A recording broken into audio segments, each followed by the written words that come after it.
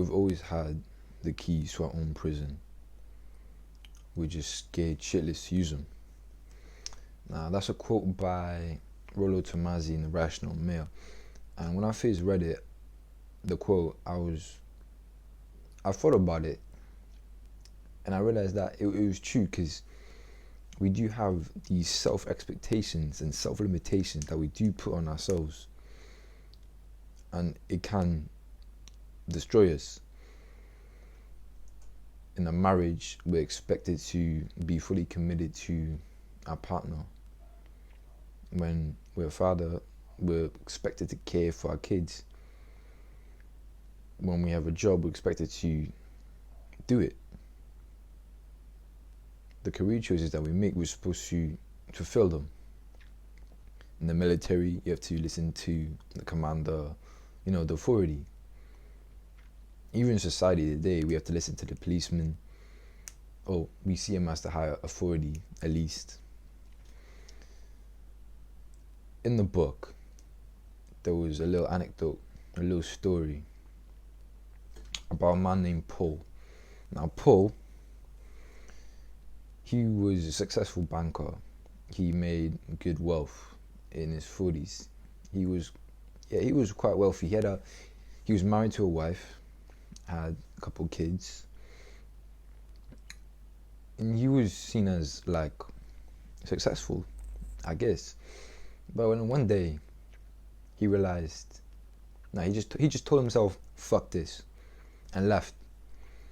He left his family. He left his wife, his kids. He even left his wealth. He left everything, and he just dipped. He went away to paint, and he died in Tahiti, being a world-renowned painter. And you're probably thinking, wow, what a selfish man, leaving his family, his kids, leaving everything behind, all that to paint. And to an extent, it is selfish in society's eyes. You can look at him as a bad person, as selfish.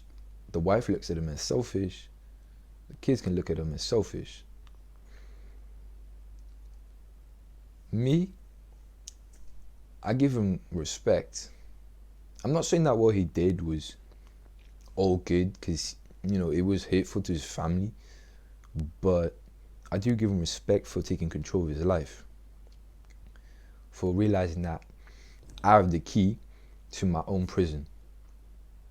Let me just get out. He unlocks the jail cell.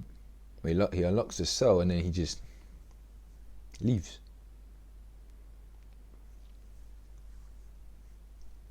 That's real power. Real power isn't influence, wealth, prestige, or status and all that. Those are manifestations of power.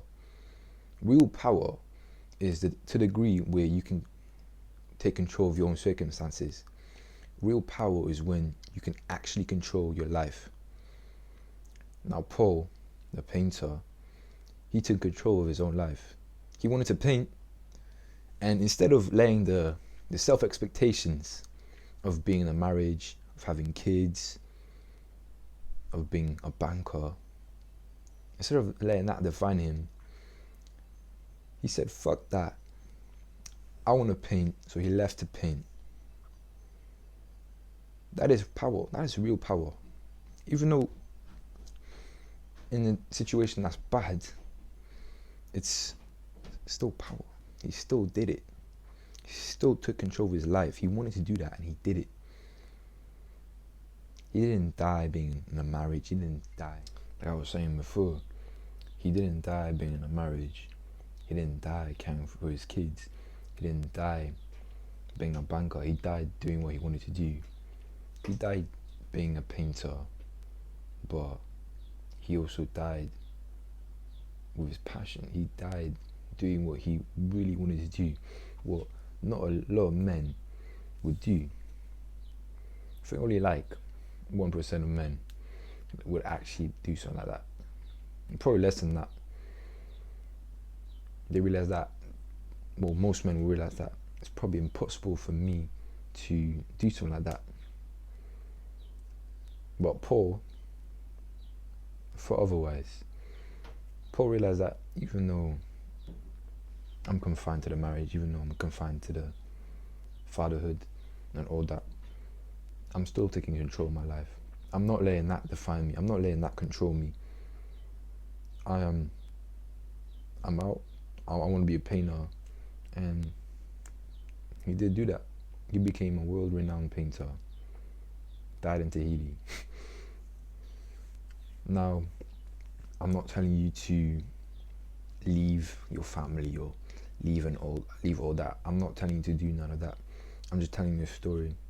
I'm telling you what real power is, and then I'm putting a story behind it so you can get a sense of the example. You can take it as you will. You can do whatever you want with this knowledge, but remember that I'm not telling you to just ditch everything. I'm just giving you an example of how someone can take control of their life. I hope this has been useful to you, and don't forget to like and subscribe. So